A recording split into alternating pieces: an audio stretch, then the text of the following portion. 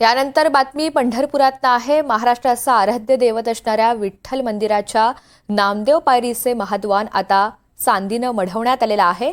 महाद्वाराला तब्बल 30 किलो चांदी आणि इतर 4 लाख रुपये किमतीचे सोने व चांदीच्या वस्तू वापरण्यात आलेल्या आहेत। नांदेड येथील भाविक आरगुलवार परिवार यांच्या वतीनं विठ्ठल चरणी चांदीचा दरवाजा हा अर्पण करण्यात आला। त्यामुळे नामदेव पायरीमधून महाद्वारामध्ये जाणारा दरवाजा आता चांदीनं मढवल्यामुळे विठ्ठलाच्या श्रीमंतीमध्ये आणखीनच भर पडली आहे। तर विठ्ठल मंदिराच्या नामदेव पायरीचे महाद्वार आता चांदीनं मढवण्यात आलेला आहे। आजचा दिवसही अत्यंत खास आहे। महाद्वाराला तब्बल 30 किलो चांदी आणि इतर 4 लाख रुपये किमतीचे सोने व चांदीच्या वस्तू यासाठी वापरण्यात आल्या। नांदेडमधील भाविकांना ही सेवा दिलेली आहे। त्यामुळे नामदेव पायरीमधून महाद्वारात जाणारा दरवाजा आता चांदीनं मढवण्यात आलाय।